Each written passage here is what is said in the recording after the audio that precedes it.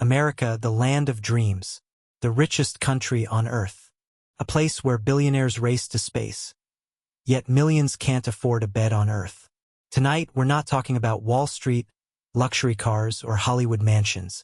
We're talking about the people America tries not to look at, the invisible faces living on its sidewalks. This is the truth about homelessness in the world's richest country. On any given night in the United States, over 650,000 people have no home. That's more than the entire population of cities like Vermont's Burlington or Florida's Tallahassee, living on streets, in cars, or in shelters. How can a country that spends over $800 billion a year on defense still have veterans sleeping under bridges? How can a nation that produces more billionaires than any other fail to provide basic shelter to its own citizens? Every day, millions of Americans walk past tents on sidewalks and think, that could never be me. But for many, it only takes one medical bill, one job loss, or one rent increase to lose everything. Homelessness isn't just a story of addiction or mental illness. It's a story of an economy that forgot its people. Meet Rachel, a single mom from California.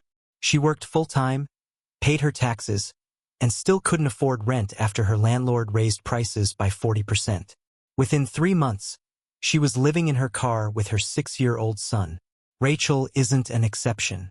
She's a symbol of what's happening across the country. So why is this happening? It's not because America lacks money. It's because the system is designed to protect wealth, not people.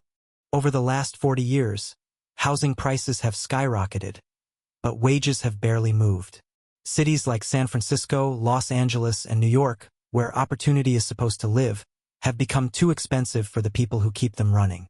Teachers, nurses, delivery workers, the backbone of the nation, can't afford the very communities they serve. And when rents rise, eviction follows. When eviction hits, homelessness begins. It's a domino effect fueled by policy failure and corporate greed. Here's the cruel irony. Ignoring homelessness costs more than solving it.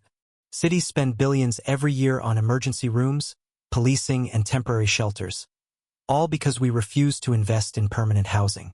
It's not just a social issue. It's an economic disaster and a moral failure. Behind every tent is a story. A veteran who served his country, a woman escaping abuse, a young man who lost his job when the factory closed. When we label people as homeless, we strip them of their humanity. They're not statistics.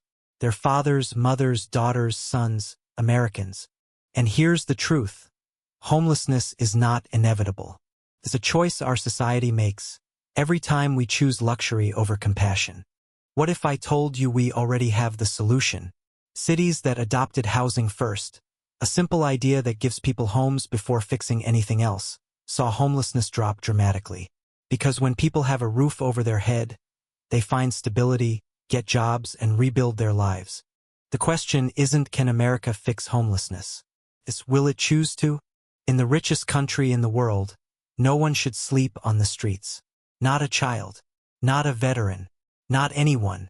Maybe the true measure of wealth isn't how many billionaires a nation has, but how it treats the people who have nothing. Because when America finally decides that every person deserves a home, only then will it truly be the land of the free.